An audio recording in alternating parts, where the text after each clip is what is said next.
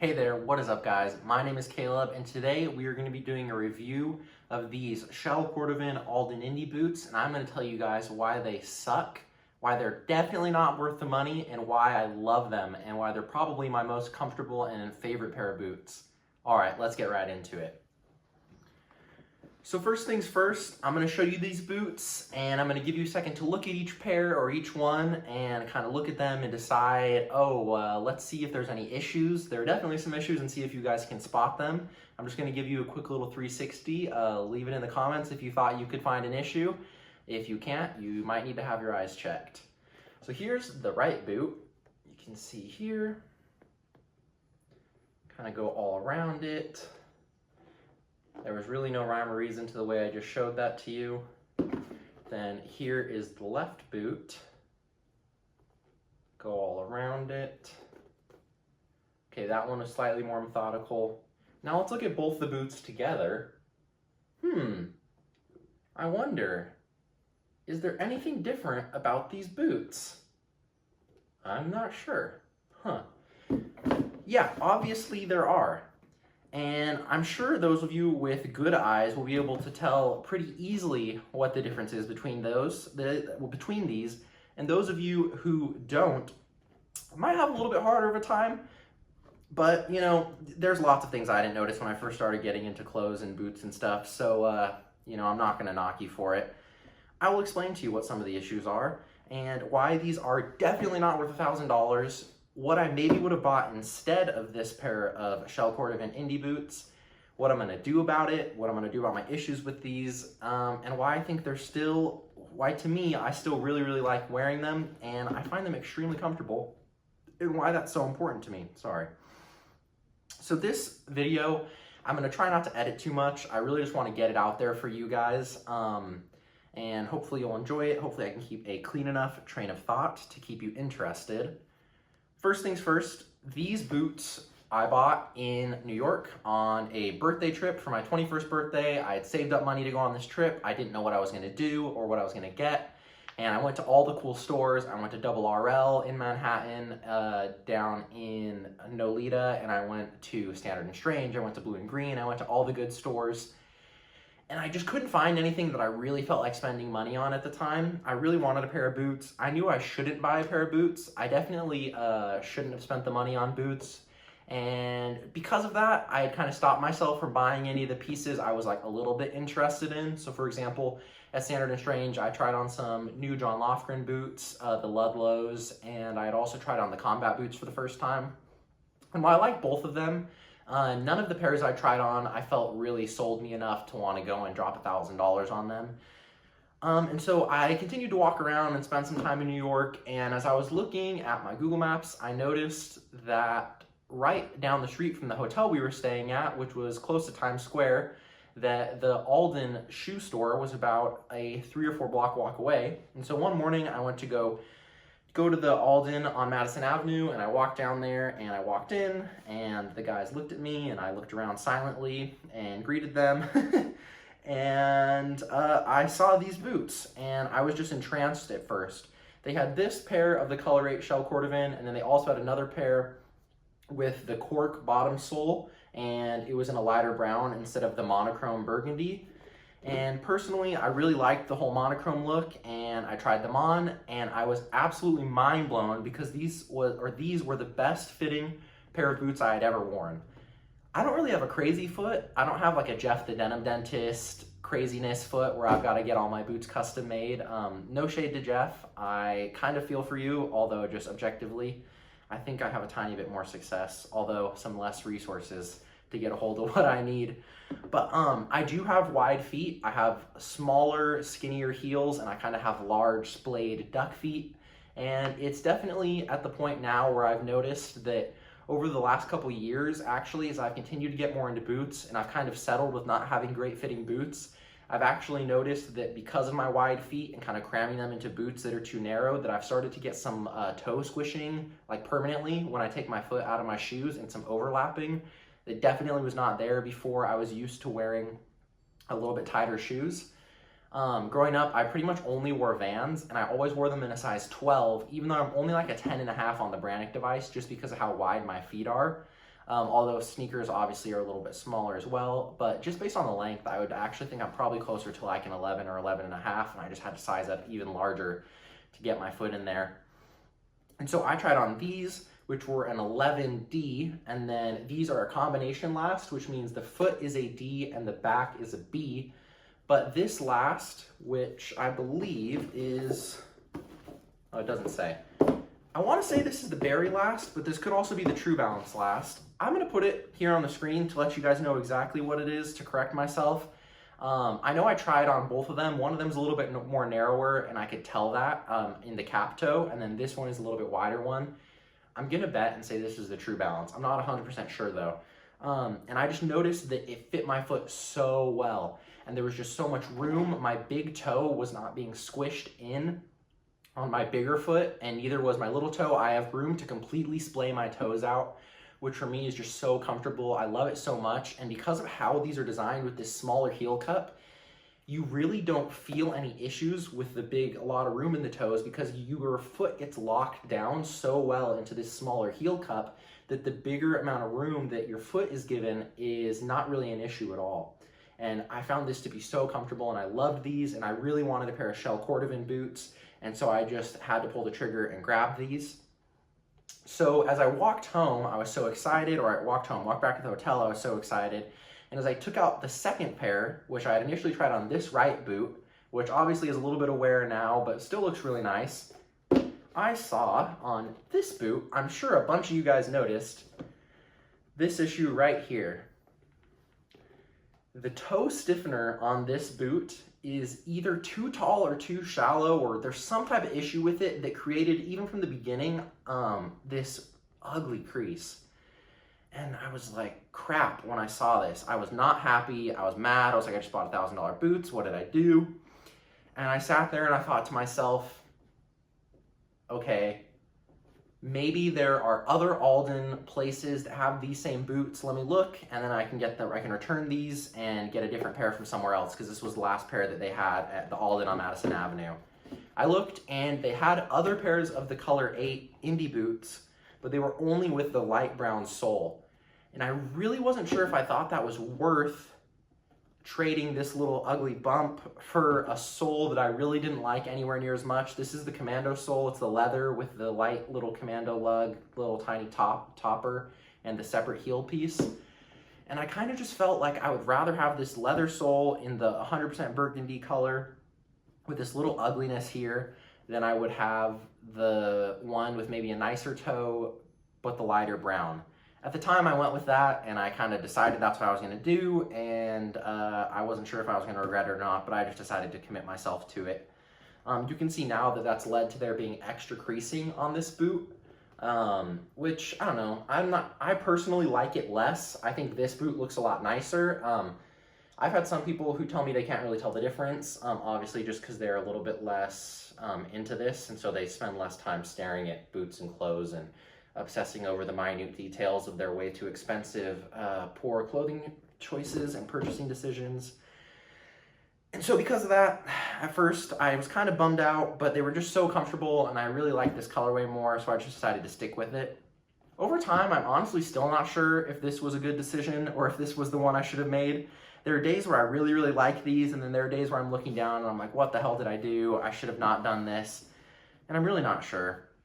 I still haven't decided. I'm definitely glad I bought a pair of these, period. I'm just not sure if I should have traded them or went back and bought the lighter colored pair with the lighter sole instead.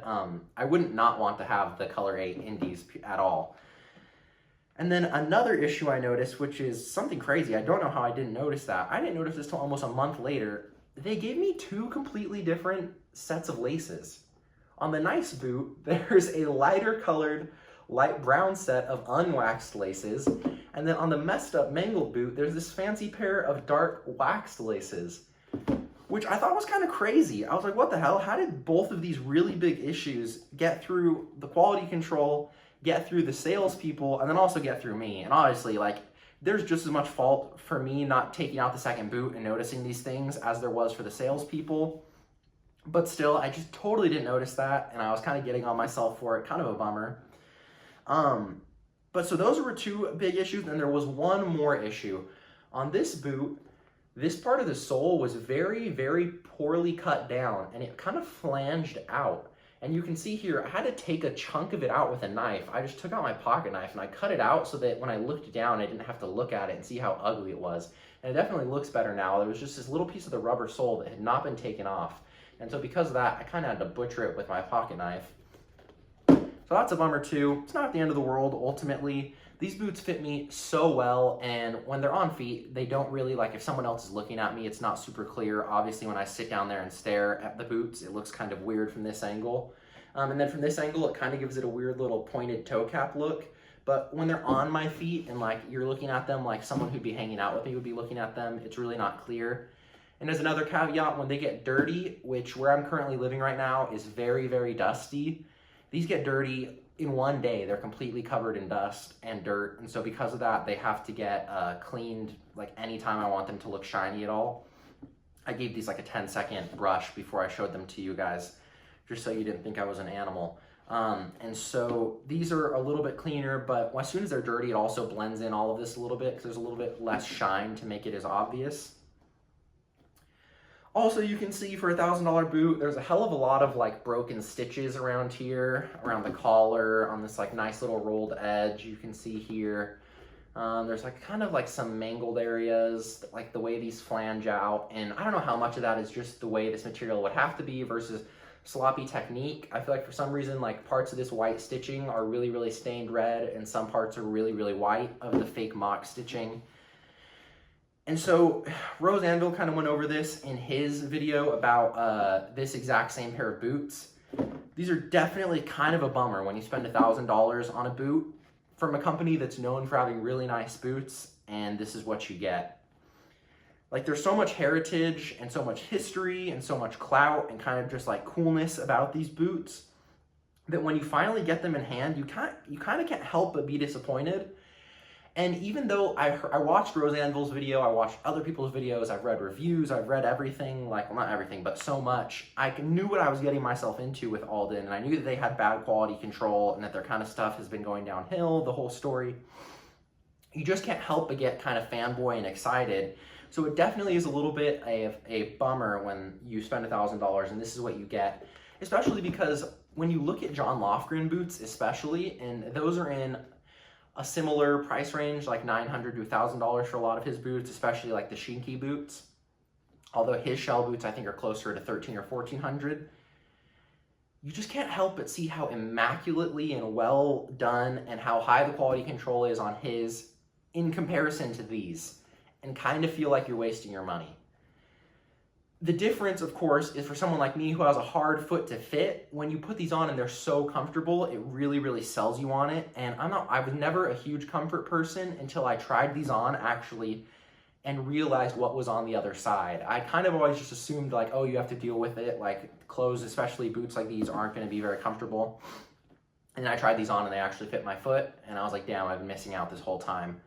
What am I going to do? And so kind of as a general overview, you can kind of see whether or not these are worth it for like $1,000 and, you know, come to your own mind about it. I think there will probably be a lot of you guys, like if I posted these on Reddit, there'd probably be a bunch of people like crapping their pants about how terrible of an issue this is and how they would never let this fly, or I don't know, a bunch of that kind of stuff. But ultimately, I still definitely enjoy these. I'm happy that I have them. They fit me so well. They look great with all kinds of outfits. Color 8 shell cordovan is such a beautiful leather. It looks so nice. Even when it gets beat up, it looks so nice. You just brush it, it's shiny again. Obviously, you can do like the total restorations and make these look all new. These could be, essentially these right now are also kind of my dress boots. If I ever had to go anywhere, I would shiny them up and wear them with a suit I have. And that would pretty much be my only option at this point. And so they are super versatile and they're super nice. And they have the Indiana Jones history and all that kind of stuff. But overall, I said I was going to tell you guys maybe what would I have done instead. Looking back, obviously I want to have these. I think if I was going to stick with a pair of Color 8 boots that I still, especially from Alden, this is exactly the boot I would have wanted. But maybe a smarter option at least would have been to get something like the calfskin boots, especially for me, which would be the 405, which is someone like me, who wears a lot more casual stuff, like everyone in my family said, why did you buy dress shoes when I first bought these? And you can't really blame them, but they do look dressy, especially with the shiny leather. I think that might have been a better option as far as just for my daily wear, and perhaps, you know, would have saved me like 500 bucks. And also, maybe this could have been avoided, although this is obviously such a big issue. This is indicative of just a serious quality issue at Alden. This is not a issue with this shell cordovan specifically, obviously. This just means that Alden is seriously doing something wrong, that they can let something like this, and this crease was very apparent when these were new. And if they can let something like this slide from quality control, it means that obviously someone is not doing their jobs, or they're just kind of in over their heads and kind of pushing through stuff too fast, I guess. I mean, I've owned multiple pairs of boots, and for cheaper, a lot cheaper than this, and for a lot more than this. And these, for just this weird spot in the middle and definitely towards the top end of the market, are just not high enough on the quality control to justify the prices, unless these are really like a stellar fit. If these were not an amazing fit for you, I would not spend money on these. Despite all the hype, I just really think they're not worth it if Alden doesn't get it together, or if the specific pair that you're able to try on is not in a really nice condition and did not pass and actually pass and deserve to pass quality control. If you're looking at other options, J. Crew has like a rip-off version of the Alden boot for... If you want to look for other options, obviously not in cordovan, but just other options generally of like a boot with this mock stitch. J. Crew has a version from, it's called like Hawthorne or something, from like their in-house brand of a pretty similar looking boot to the Indy boot for, I want to say, around $300. Another one, which is really similar to Alden's tanker boot, which has the crease down the middle, is the Ottawa boot, I think, from Grant Stone. And from what I've seen, for 300 bucks, you might get boots, you'll probably get boots with a lot better quality control than these have. Although obviously the crease down the middle, in my opinion, does make them look a little bit dressier. But overall, it's 90% of the same style. You're going to get most of the same look. And I've heard they actually have lasts that accommodate a lot of people's feet and tend to fit people pretty well too. So this was a little bit of a rambly video, and obviously kind of telling you why I really like these boots and how they kind of solve so many issues for me. Quick thing, the reason they solved the issues for me, sorry, kind of out of nowhere, is that since they have this banana curve, Rose Anvil talks about it, is that they're technically ergonomically designed for your foot, and then what they do is they kind of point off in the edge towards your big toe, which is where shoes should be the longest to accommodate for your natural foot shape. And while these aren't like a crazy hippie barefoot shoe, if you want to be a normal person and wear cool looking boots and you want to dress in like the amikaji American traditional style, these or a pair of Munson Last boots are going to be the damn best things that I've been able to find to accommodate your foot. And these do come in a really wide variety of widths too. So that's great. And Alden does have a lot of stores to try stuff on. So that's why these fit me so well. But obviously, just from an objective standpoint, if you don't have such a perfect click and fit with these are so ridiculously overpriced for how terrible the quality control is. Literally different pairs of laces, a giant issue here, a big old flange over here. Like, these just are not that neatly made. And you just feel like when you're buying something that's supposed to be the fanciest and the best, at least, especially for something made in America, and you know, one of the highest quality made in America brands that isn't like a custom brand, you kind of just expect better, and it's disappointing. So overall, I feel like throughout this video, you've definitely been able to get an overview of these Alden Indy boots and figure out whether or not they would be worth it to you. I do still think they're worth it to me. I'm happy with them outside of having to look down and see this ugly bump. They're so freaking comfortable. They're gonna last a cajillion years, and I just find them to be very enjoyable and fun to wear. I think they look awesome. They're not ideal for the summer right now, but they're definitely a lot nicer once it starts to get a little bit darker and not quite so hot, since cordovan does not breathe the best. But I hope you enjoyed this video. I hope it was useful. Maybe you enjoyed my rant. If you want some other videos that are useful to find out more information about these, please go and watch Rose Anvil's video where he cuts this exact same pair of boots in half and tells you why they're definitely not worth your money, but also why they might be worth your money, which is pretty much the exact same reasoning that I had. You can also go watch Dave's video from the Vintage Future. He has a pair of their cap toe boots in the same leather, in the same monotone color rate style that I have. His video is great. He gives a lot of insight as well. He has a different reasoning for why these boots are not, or are worth it for him, although he kind of had similar issues, I believe, as I did. I hope you really enjoyed this video. You know, keep in mind that my experience is not going to be indicative of everyone's experience, but I hope this can inform you and help you decide where you want to spend your hard-earned money. Please have a great day. Come back next time. My name was Caleb. I hope you enjoyed this video. Thank you so much. Bye-bye.